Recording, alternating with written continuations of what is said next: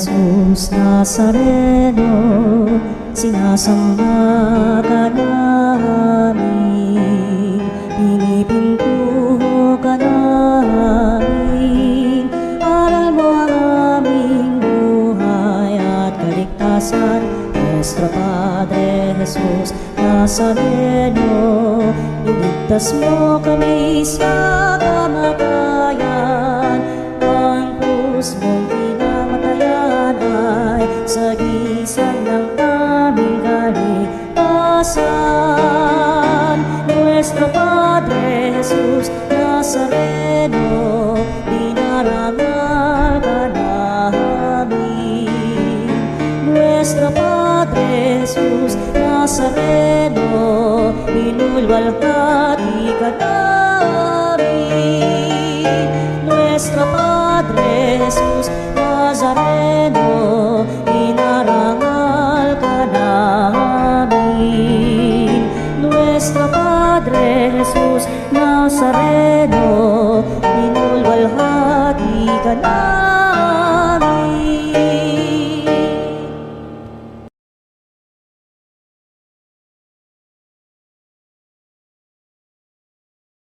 Sana nga aming palad, sarili maialay, turuan mong ihanap kami ng bagong alay. Sa ngala ng Ama at ng Anak at ng Espiritu Santo. Amen.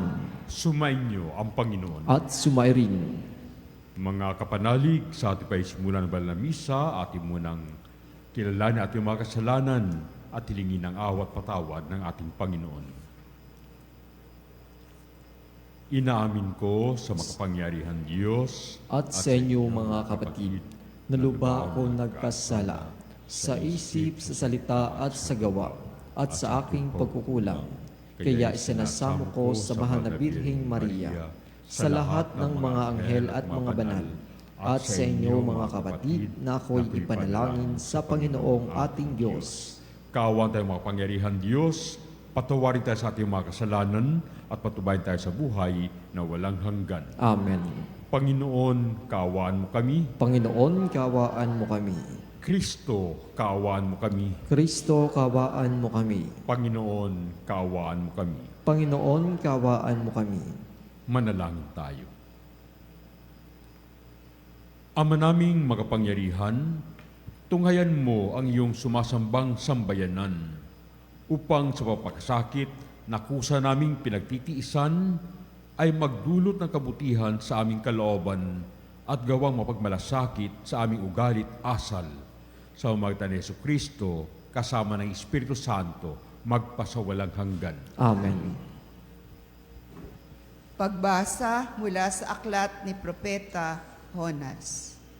Sinabi ng Panginoon kay Jonas, "Pumunta ka sa lungsod ng Ninive at ipahayag mo ang mga ipinasasabi ko sa iyo." Nagpunta nga si Jonas sa Ninive. Malaki ang lungsod na ito. Aabuti ng 3 araw kung lalakaring pabagtas. Siya'y pumasok sa lungsod. Pagkaraan ng maghapong paglalakad, malakas niyang ipinahayag, "Gugunawin ang Ninive pagkaraan ng 40 araw." Naniwala ang mga taga roon sa pahayag na ito mula sa Diyos. Kaya nag-ayuno sila at nagdamit ng sako bilang tanda ng lubos na pagsisisi at pagtalikod sa kanilang mga kasalanan. Nang mabalitaan ito ng hari ng Ninive, bumaba siya sa kanyang trono. Naghubad ng balabal, nagdamit din ng sako at naupo sa abo. At ipinasabi niya sa mga taga Ninive, "Ito'y utos ng hari at ng kanyang mga pinuno. Walang kakain isa man, wala ring iinom, maging tao o hayop. Lahat ng tao at hayop ay magdamit ng sako. Taimtim na manalangin sa Diyos ang bawat isa. Pagsisihan ng lahat ang nagawa nilang kasalanan at talikdan ng masamang pamumuhay. Baka sa paraang ito'y mapawi ang galit ng Diyos. Magbago siya ng kanyang pasya at hindi na ituloy ang balak na paglibol sa atin. Nakita ng Diyos ang kanilang pagtalikod sa kasamaan, kaya hindi na itinuloy ang paggunaw sa Ninive. Ang salita ng Diyos. Salamat sa Diyos. Diyos ko, iyong tinatanggap, pakumbabat pusong tapat. Diyos ko, iyong tinatanggap, pakumbabat pusong tapat. Ako'y kaawaan o mahal kong Diyos, sang-ayon sa iyong kagandahang loob. Mga kasalanan ko'y iyong pawiin, ayon din sa iyong pag-ibig sa akin. Hugasan mo sana ang aking karumhan, dalisayin mo ang aking kasalanan. Diyos ko, iyong tinatanggap, pakumbabat pusong tapat. Isang pusong tapat sa aking likhain, bigyan mo, O Diyos, ng bagong damdamin. Sa iyong harapay, huwag akong alisin, ang Espiritu mo ang papaghariin. Diyos ko, iyong tinatanggap, pakumbabat pusong tapat. Hindi mo na nais ang mga paghandog sa haing sinunog, di ka nalulugod. Ang handog ko, O Diyos, na karapat-dapat, ay ang pakumbabat pusong mapagtapat. Diyos ko, iyong tinatanggap, pakumbabat pusong tapat.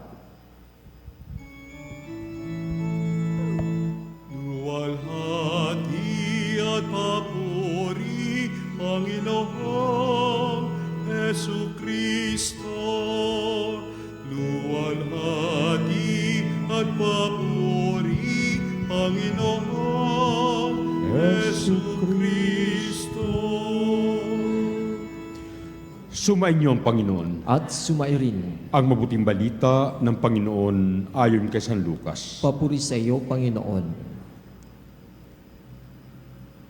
Noong panahong iyon, samantalang dumaragsa ang mga tao, sinabi ni Jesus, napakasama ng lahing ito.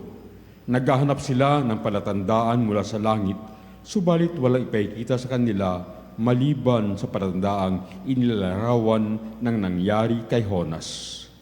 Kung paano naging isang palatandaan si Jonas sa mga taga-Ninive, gayon din naman magiging isang palatandaan sa lahing ito ang anak ng tao. Sa araw ng paghukom, titindig ang rena ng timog laban sa lahing ito at sila'y hahatulan niya ng kaparusahan. Sapagkat nanggaling siya sa dulo ng daigdig upang pakinggan ang karunungan ni Solomon. Ngunit higit na dihama kay Solomon ang naririto. Sa araw ng paghukom ay titindig ang mga taga-Ninive laban sa lahing ito at hatulan ng kaparusahan, sapagkat nagsisi sila dahil sa pangaral ni Jonas. Ngunit higit na dihamak kay Jonas ang naririto. Ang mabuting balita ng Panginoon. Pinupuri ka namin, Panginoong Heso Kristo. May kita natin na sa dalawang pagbasa, ang sentro ay ang katauhan ni Jonas. Si Jonas, isang propetang tinawag ng Diyos, pero propetang takot na takot at ayaw niyang sundin ng Panginoon. Pero ang Panginoon ginawa ang lahat upang matuloy ang kanyang misyon na magpahayag ng pangangailangan ng pagbabago, pagtalikod sa kasalanan doon sa lungsod ng Ninive. At si Jonas, nung marinig siya ng mga tao roon, abay talaga naman mula sa hari hanggang sa pinakahamak na mamamayan ng lungsod ay nagpahayag ng kalampaysi sa kasalanan. Sila'y nagdasal at sila ay talagang hindi kumain ng pagkain ng 40 araw. No? At dahilan doon, nakita ng Panginoon ang paisisi ng mga tao. Kaya sa halip na kanyang sirain ang lungsod ng Ninive, ito'y niligtas niya. Hindi sila napahamak. Sa kabilang dako, dito sa panahon ng ating Panginoon, abay, marami na sa pinakitang mga himala, mabubuting gawa. Pero sa halip na siya ay paniwalaan at pakinggan ng mga kanyang kababayan, abay, naghahanap pa rin sila ng tanda mula sa langit. Paano kung ayaw mo talaga maniwala?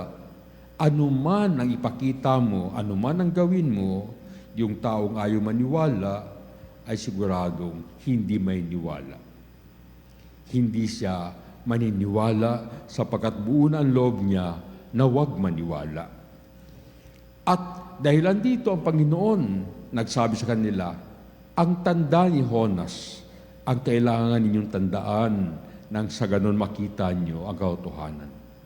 Ano ba makikita natin kay Jonas?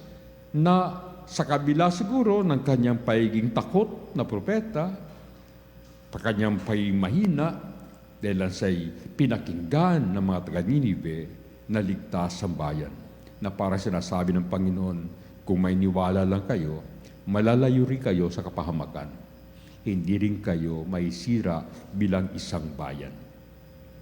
Alam nyo, kung minsan parang yung sitwasyon ng Panginoon ng panahon iyon, parang sitwasyon din natin ngayon. Ngayon ay ating inaalala, ay ika-40 taon ng People's Power. At yung mga taong naroon, ang laging kanilang naramdaman, ang kanilang talagang unawaan, yun ang panahon na nagkaisa ang buong sambayanan Pilipino para sa kapwa Pilipino, para sa kabutihan ng bayan. Hindi naging hiwa-hiwalay, nagkaisa, mayaman at mahirap, may pinag-aralan at wala. Ako noon ay diakono at kasama kami doon sa mga seminaristang tumutulong sa crowd para maayos, hindi magkagulo. At nakita ko noon yung pagbaha na mapagkain, no? Yung mga pandesal, nilang pandesal, yung mamayamang galing sa mga exclusive na mga villages, abay, inilabas yung mga chocolates nila at mga imported na mga pagkain sa kalabay, talaga naman, parang fiesta. No? Kaya sabi ko, ganito lang sana, no? Ang sambayanan ay walang magiging gutom. No? Hindi tayo talaga magkakahati-hati, talaga magtutulungan lahat, mahirap at mayaman. Kaya ngayon, parang nakalungkot na pagkatapos ng 40 taon, watak-watak ulit tayo. Ngayon lang nga iniisip ko, yung question lang sa West Philippine Sea, sabi ko, hindi na dapat tanong kung kailan tayo magkaisa doon hindi. Atin yan dapat lahat tayo, anuman ang kulay ng ating politika, dapat iisang ating tinig dyan. Pero bakit ganun?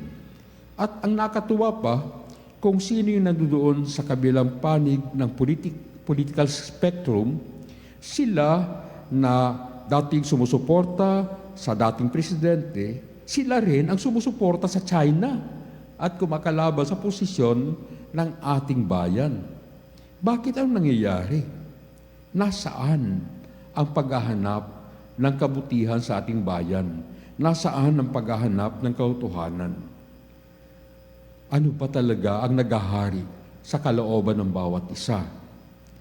At dito, naalala ko yung sinabi yung isang awitin ng isang kilalang singer at parang ito rin ang ating makikita sa Salmong Tugunan na sinasabi, kung ikaw lamang ay kikilala sa iyong kasalanan na may kaubahang loob at lumuhod sa Diyos, magkakaroon tayo ng kagalingan bilang isang bayan. At tayo rin idadalhin ng Panginoon sa tunay na kabutihan at kaunlaran bilang isang sambayanan. Ito ang diwa ng EDSA 40 years ago. At ito rin ang diwa ng Ebanghelyo na ipinakita sa atin ngayong mga araw na ito. Kaya ipagdasal natin ang bawat isa. Sana nga tayo ay makinig sa mga Jonas na pinapadala ng Panginoon sa ating bayan. Mga taong siguradong marami rin takot, mga taong siguro marami rin silang mga pag-aalinlangan, pero patuloy na nagpapahayag ng katotohanan. Sana ang katotohanan kailang pinahayag ay mapakinggan at masundan ng mga Pilipino nang sa gayon dumating din ang ating kaisahan, ang ating kapayapaan, at ang ating tunay na kasaganaan bilang isang sambayanan ng Diyos. Amen.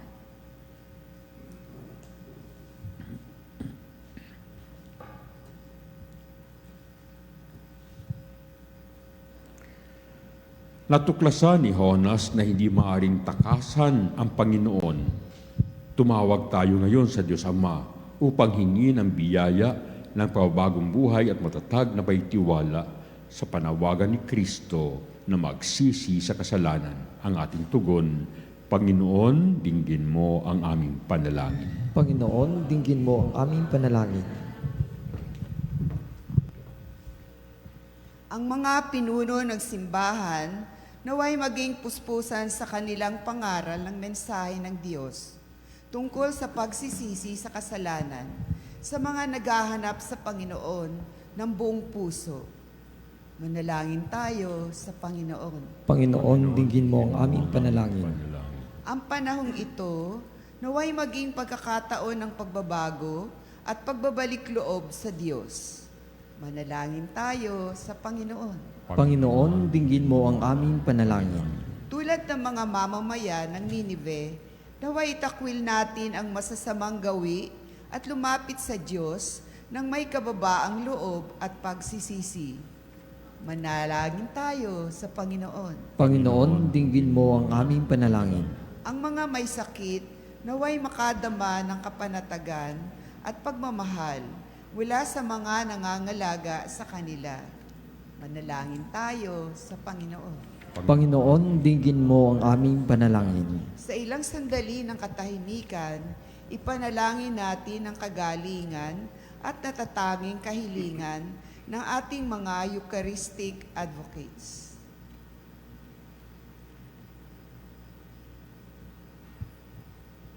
Manalangin tayo sa Panginoon. Panginoon, dinggin mo ang aming panalangin.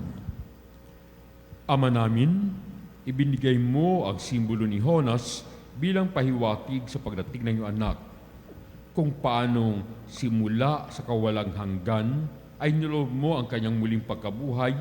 Isama mo kami sa kanya magpakailanman. Hinihiling namin ito sa magitan ni Kristo ang aming Panginoon. Amen.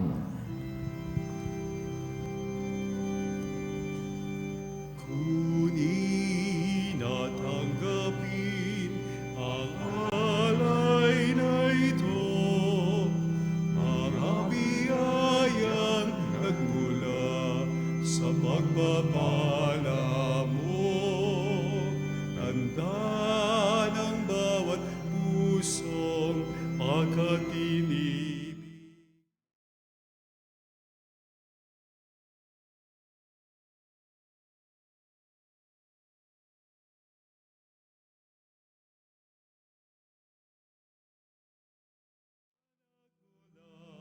Sa butil ng trigo, pagkain nagbibigay ng buhay mo.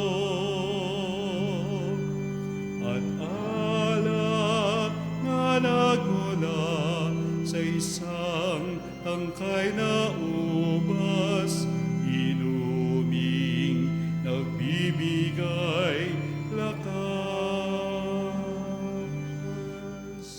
Manalangin tayo mga kapatid upang ating paghahain ay maging kalugod-lugod sa Diyos amang makapangyarihan. Tanggapin nawa ng Panginoon itong paghahain sa iyong mga kamay sa kapurihan niya at karangalan sa ating kapakinabangan at sa buong semena niyang banal. Ama namin lumikha, ang iyong mga kaloob ay aming inihain upang aming sambahin ang ngalan mo. Mapagsaluhan nawa namin ito sa paikinabang bilang tagapaglulot ng iyong walang maliw na kagalingan. Sa pamamagitan ni Jesucristo, kasama ng Espiritu Santo, magpasawalang hanggan. Amen. Sumainyo ang Panginoon. At sumay rin, Itaas sa Diyos ang inyong puso at diwa. itinaas na namin sa Panginoon. Pasalamatan natin ang Panginoong ating Diyos. Marapat na siya ay pasalamatan. Ama naming makapangyarihan, tunay ang marapat na ikaw aming pasalamatan sa pamamagitan ng Jesucristo na aming Panginoon. Sa pagbabakasakali mong kami mabubuti, isinugo mo sa Jesucristo upang pangunahan kami. Bilang pagsunod sa iyong atas na bigay, ipinahayag ng iyong anak ang iyong kalooban ng mga pitdukha ay kanyang damayan. Ngayon ay iyong inihahandog ang pagkataong aming maisaloob ang kanyang ganap at kusang paglilingkod upang sa iyo ilahi kaming makasunod. Kaya kaisa ng mga anghel na isiawit na papuri sa iyo ng walang humpay sa kalangitan, kami nagbubunyi sa iyong kadakilaan.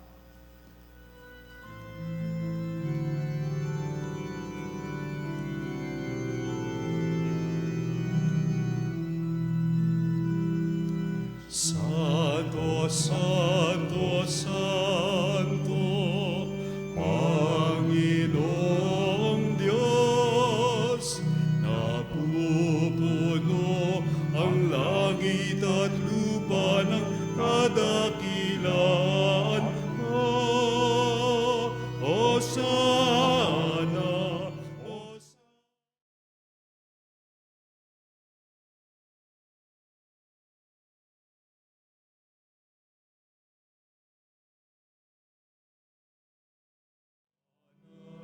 Hosana sa kaitaasan, pinagpalang na paririto sa ngalan ng Panginoon.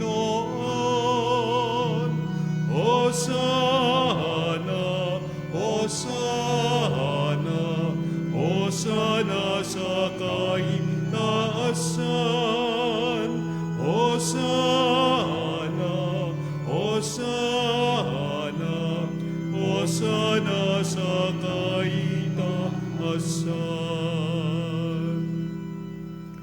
Ama naming banal, ikaw ang bukal ng tanang kabanalan. Kaya sa pamamagitan ng iyong Espiritu, gayong banal makaloob na ito upang para sa amin maging katawan at dugo ng aming Panginoong Hesukristo. Bago niya pinagtiisang kusang loob na maging handog, hinawakan niyang tinapay. Pinasalamatan kaniya, pinaghati-hati niya iyon, ibinigay sa kanyang mga alagad at sinabi, "Tanggapin niyong lahat ito at kanin. Ito ang aking katawan na ihahandog para sa inyo."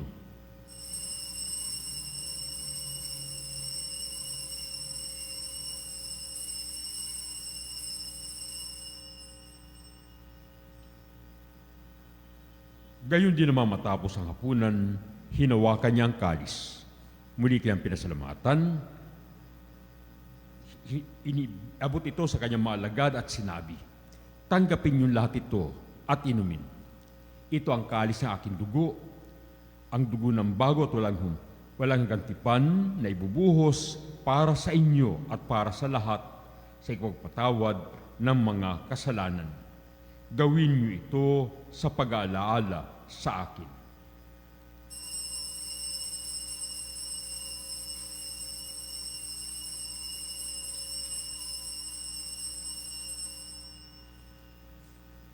Ang misteryo ng pananampalataya. Sa krus mo at pagkabuhay, kami natubos ng tunay, Pang Jesus.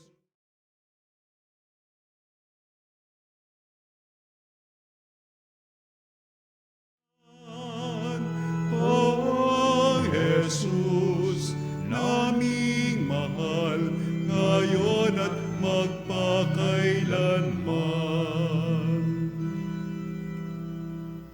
Ama, ginagawa namin ng pag-aalaala sa pagkamatay at muling pagkabuhay ng iyong anak, kaya tiniaalay namin sa iyo ang tinapay na nagbibigay buhay at ang kalis na nagkakaloob ng kaligtasan. Kami nagpapasalamat dahil kami yung minarapat na tumayo sa harap mo para maglingkod sa iyo. Isinasamo namin kami masalo-salo sa katawan at dugo ni Kristo ay mabuklod sa pagkakaisa sa magitan ng Espiritu Santo. Ama, lingapin mo ang iyong simbahan laganap sa buong daigdig. Puspusin mo kami sa pag-ibig, kaisa ni Leon na aming Papa at ni Elias na aming Obispo at ang tanang kaparian, relihiyoso, mga katekista at mga naanalig sa iyo. Alalahanin mo rin ang mga kapatid naming nahimlay na may pag-asa sila'y muling mabubuhay. Gayon din ang lahat na mapumanaw. Kawan mo sila't patuloyin sa iyong kaliwanagan. Kawan mo pagdapatin kami lahat na makasalo sa iyong buhay na walang wakas, kaisa naman na Birhen Maria na ina ng Diyos, kaisa ni San Jose na kanyang kabiyak ng puso, kaisa ng mga apostol at ng lahat ng mga banal na namuhay din sa daigdig ng kalugod-lugod sa iyo. May pagdiwang nawa namin ang paupuri sa kararangal mo sa magitan ng iyong anak na aming Panginoong Heso Kristo. Sa magitan ni Kristo, kasama sa Kanya ang lahat ng paral at papuri sa iyo, Diyos sa mga makapangyarihan, kasama ng Espiritu Santo, magpasawalang hanggan. Amen. Amen. Amen.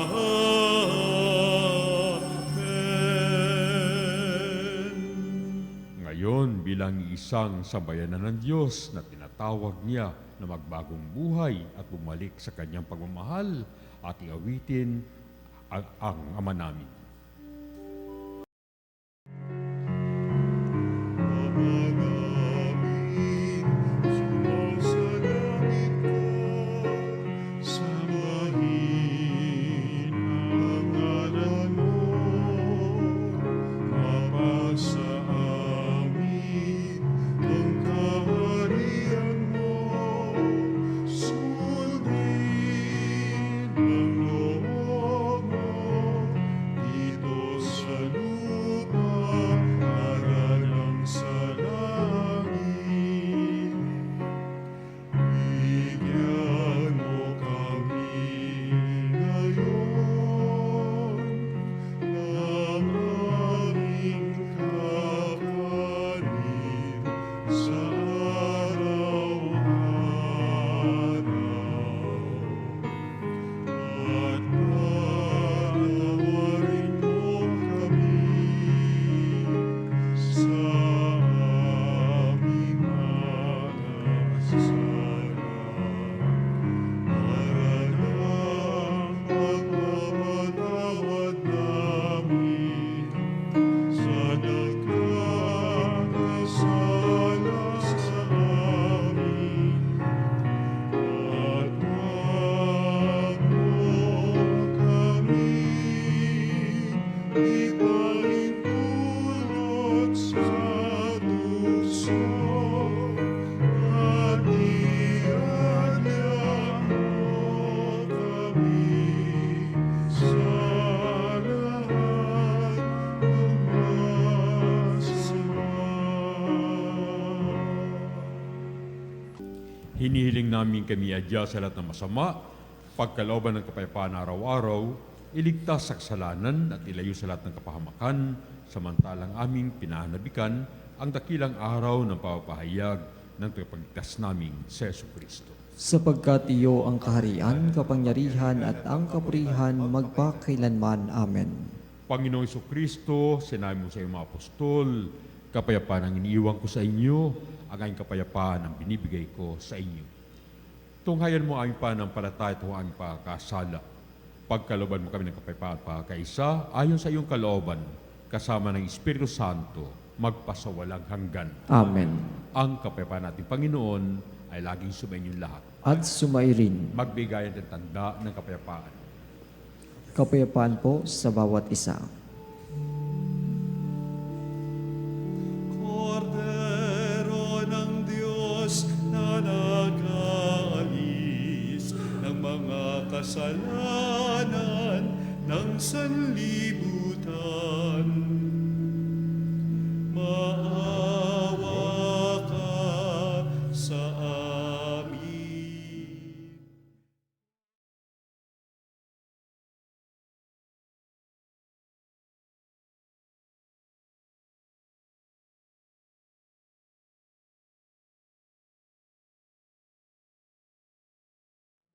Maawa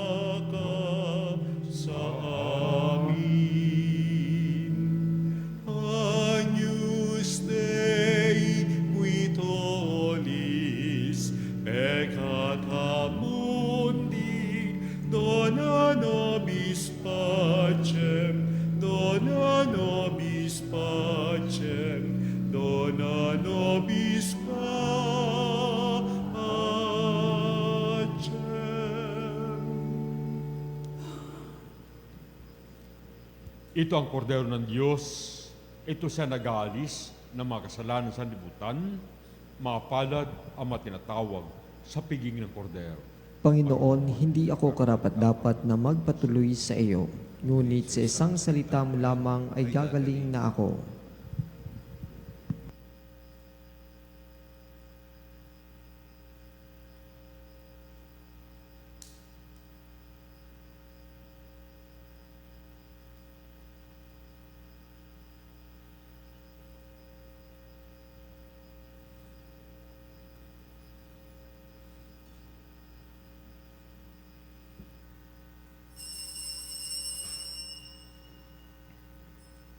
Mga kapanalig, ating dasalin ang komunyong espiritual. O Jesus, nananalig ako sa pananahan mo sa kabanal-banalang sakramento. Minamahal kita higit sa lahat at hangad ka ng aking kaluluwa. Hindi ko man matatanggap ngayon ang iyong katawan at dugo, inaasahan ko na patuloy kang mamumuhay sa aking puso. Naniniwala ako na narito ka at kaisa ka ng aking buong pagkatao. Huwag mong ipahintulot na mawalay ako sa iyo. Amen. Panalangin sa karangalan ng Nuestro Padre Jesus Nazareno. O Jesus Nazareno, katamis-tamisan naming manunubos, sa harap mo ngayon naririto kami't nangangayupapa at nagsisisi ng taos-puso sa aming pagiging walang turing sa iyo at paglimot sa di mabilang na mga biyaya mo, lalong-lalo na yaong mahalagang biyaya ng pagtutubos. Dinaramdam namin at pinagsisisihang labis, Panginoon ko, ang pagkakasala namin sa iyo.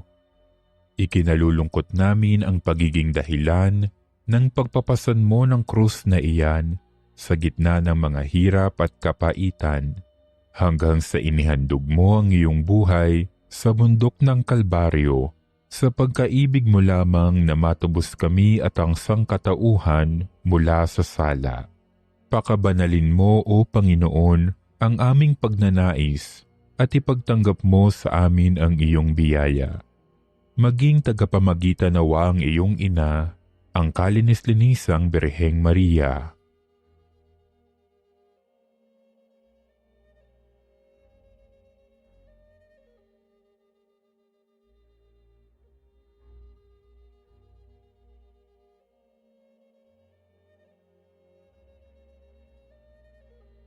Ama naming makapangyarihan, niloob mong akuin ang iyong anak, ang krus at kamatayan, upang ang sangkatauhan ay matubos at mabuhay. Ang pag-ako namin sa krus at kamatayan dito sa lupa, ayon sa diwa ng pagsunod sa iyong loob, na ginanap ng iyong anak, ay magpagindapat nawa naming kamtin ang lubos na katubusan at pagkabuhay sa iyong piling, sa pamamagitan ni Hesukristo, kasama ng Espiritu Santo, magpasawalang hanggan. Amen. Nuestro Padre Jesus Nazareno, Panginoon namin at Diyos, kaawaan mo kami. Manalangin tayo. Ama na yung pagmahal, hindi mo kami pinagsasawaang pagsaluhin sa iyong banal na piging. Ipagkaloob mong pakinabangan namin ang iyong lakas at buhay na walang maliw. Sa pamamagitan ni Jesucristo, kasama ng Espiritu Santo, magpasawalang hanggan. Amen. Patalastas po, inayahan po kayong lahat sa mas malalim na panalangin at pag-inilay ngayong panahon ng Kwaresma. Sa mga nais po mag-alay na mga panalangin, tumawag lamang po sa Religious Department na may number 8925-7931, local 129-131 at 137, o mag-text sa numero 0917-631-4500 0989 at hanapin lamang si Miss Rene Jose o si Miss Ali Nahe. At maging isang Veritas Eucharistic Advocate para sa Lent and Easter celebration. Marami pong salamat. Sumainyo ang Panginoon. At sumayo rin. Pagpalain kayo ng makapangyarihan Diyos, Ama, Anak, at Espiritu Santo. Amen. Humayo tayo mapayapa upang mahalin at paglingkuran ang Diyos sa ating kapwa. Salamat sa Diyos. Walang sino man ang nabubuhay para sa sarili lamang. Walang sino man ang namamatay para sa sarili lamang. Tayong lahat ay may